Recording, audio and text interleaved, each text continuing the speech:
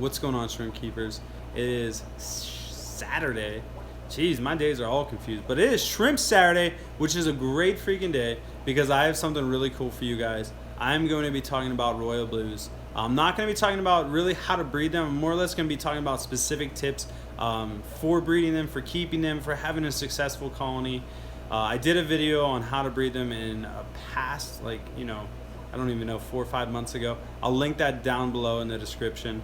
Another cool thing I'm doing is I decided with Shrimp Saturday, I own the business Flip Aquatics. I only sell USA bred stuff like plants, shrimp, snails, some fish, and different things like that. And I want to offer you guys something. Every time I do a Shrimp Saturday video, I want to do a special as long as I have them in stock, and kind of give you guys an opportunity to try what I'm talking about. And so, for example, this week until the next Shrimp Saturday, I'm going to be offering royal blues for a discounted price. And I never want you guys to feel obligated to buy from me, ever, ever, ever.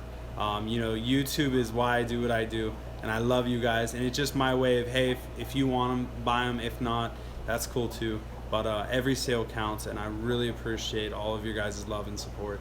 It's awesome. You guys are awesome. But let's get into some shrimp. Let's get into Shrimp Saturday, and I'm excited. All right, so here we go. First of all, one thing I want you guys to know is royal blues are how I got started in shrimp. It's the first shrimp that I had a lot of success with. They're just an awesome species. It took me forever to start breeding them, but I finally did. And when I did it, it just kind of went from there. And these guys have been my centerpiece of my business for that long. So today I want to talk about some key points. The first thing is feeding. I want to get into really, how to feed these guys, what to expect. I want to talk about other invertebrates, other fish, different things like that you can keep with them. I want to talk about filtration, some pointers on that.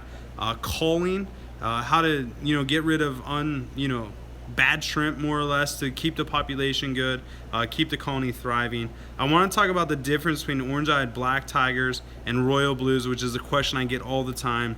And then I want to tell you guys a secret tip to know whether your royal blues are going to start breeding or not. And so let's start with feeding.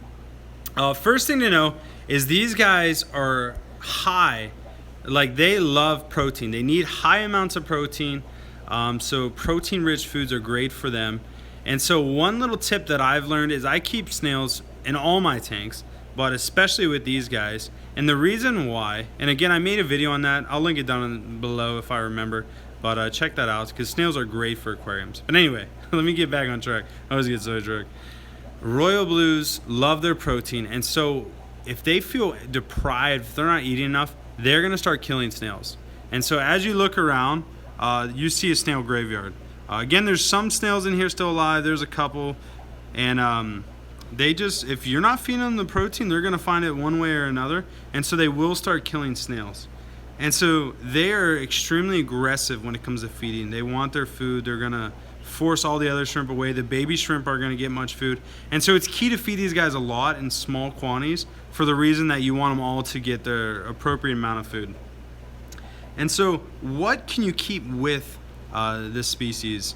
And royal blues are notorious for being aggressive feeders. And so you can keep any neocaridinogenous shrimp in with them. That's your cherry shrimp, your yellow shrimp, your fire reds, your blue velvets, your blue dreams. You can keep those shrimp with these guys and not worry about them interbreeding, but they're going to outcompete them. Royal blues are going to outcompete any other shrimp for food. And therefore, if you're not feeding appropriately, which is probably every 8 hours in small quantities, you're going to start having die-off. The shrimp are going to live, but they're not going to thrive, and eventually you'll only end up with royal blues, and I guarantee that. And so when it comes to companions in a tank mates, there really aren't many. I mean, you could probably get away with some small, maybe like some tiny tetras or something like that. Very, very small fish. I wouldn't recommend it. Really, the only thing that I would keep with these guys are snails, and simply for the reason to know when they are protein deprived. And so, let's get into filtration. If you can see this tank, all I have is sponge filters. Nothing crazy, just your generic sponge filters. And so the thing to know is that these guys are the absolute hardiest shrimp that I have. And the reason why is because I'm on probably the 12th or 13th generation of them. And so over time, they really get used to, your parameters. They get used to the neglect, the abuse. And so these guys really are one of the hardiest shrimp that I have. And so I recommend these for pretty much anyone because of that fact. One thing to know is these will not survive in buffered water. If you put them in fluvial shrimp stratum, if you put them in ADA, if you put them in any kind of aqua soil, anything that buffers the pH below 6.8, you're going to start having problems because these guys love their hard water. That's what I raised them in. That's what they're used to. So definitely keep them in harder water. The next thing is probably the most relevant thing is it comes down to culling. As you can see, here's a shrimp with a stripe on it, a couple stripes. It's not a solid color, and that is a cull. So a cull basically means that it's an undesirable shrimp. And so when it comes down to culling, royal blues are always going to be a nice solid color. They're always going to be that, as you can see, like that one has no stripes whatsoever. When you start seeing stripes, that's a cull. And inevitably, that's a black tiger with orange eyes. And so as you can see, most of these, even this big female right here, see how she has a little bit of stripage on her legs and a little bit on her sides? That's a cull. You don't want her in her. This one, it's got a little bit of stripage in the tail. You don't want it. And that's how you're going to keep your colony strong. This colony right here is my oldest colony, and so it's had a lot of abuse over the years. And so this colony probably breeds 75% true, so I'll get 75% royal blues and 25% culls. And of the culls, you'll see black tigers with orange eyes and orange-eyed blue tigers. And so that leads me into my next topic.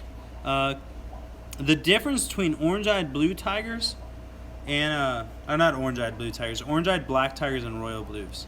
So you have to look back. And again, I want to tell you that this is only my opinion. This is only what I've learned and what I believe.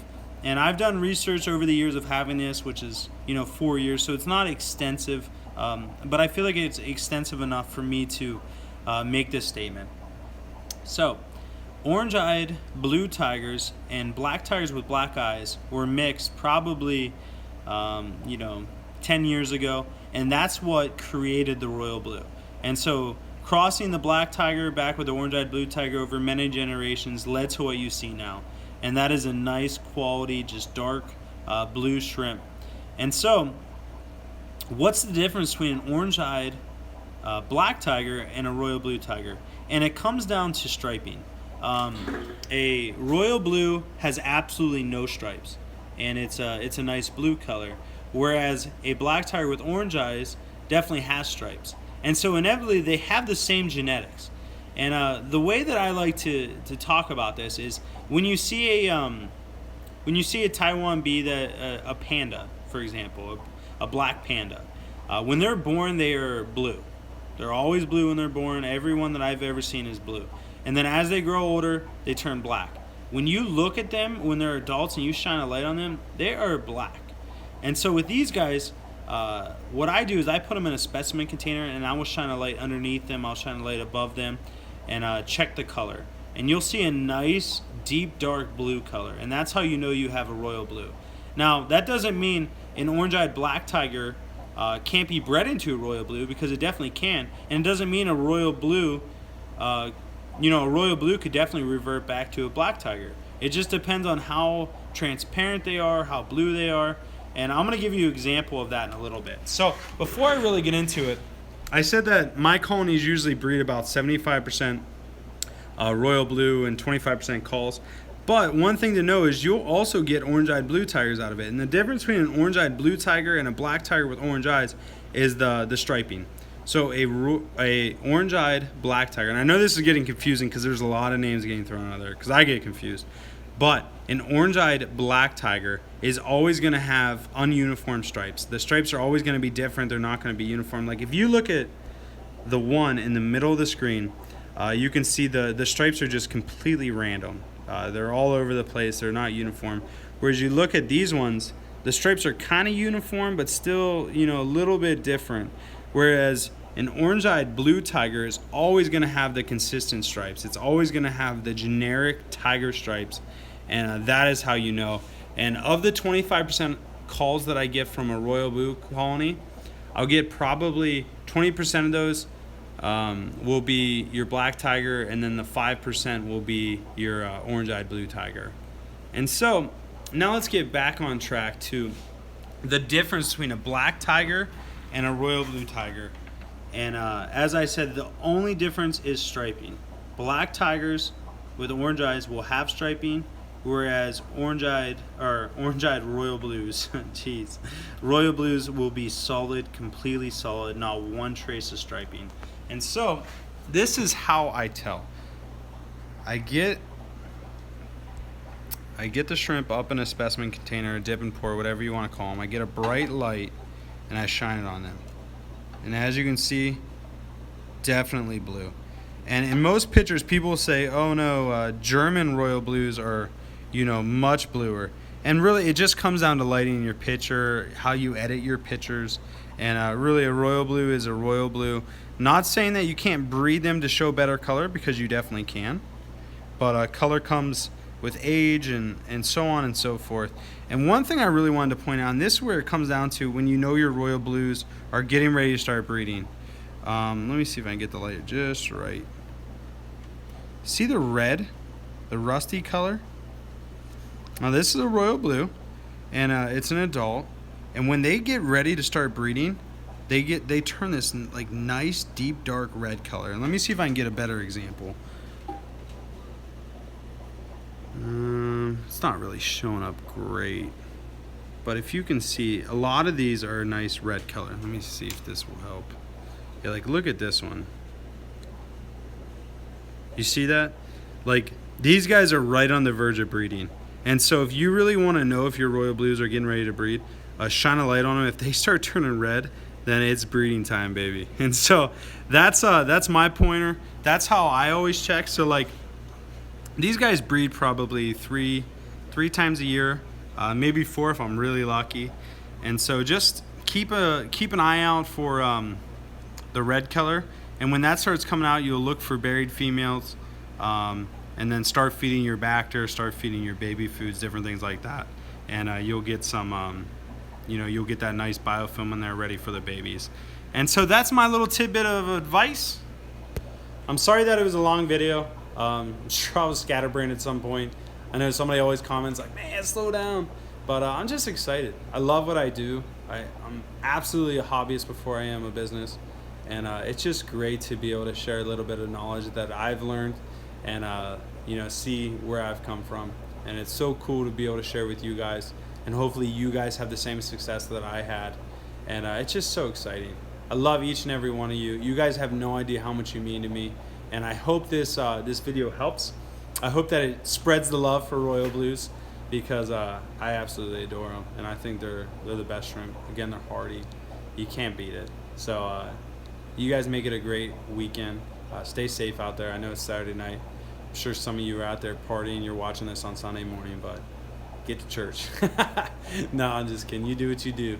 Everyone's to each their own. But anyway, I'm done preaching at you guys. I love you guys. You guys are awesome.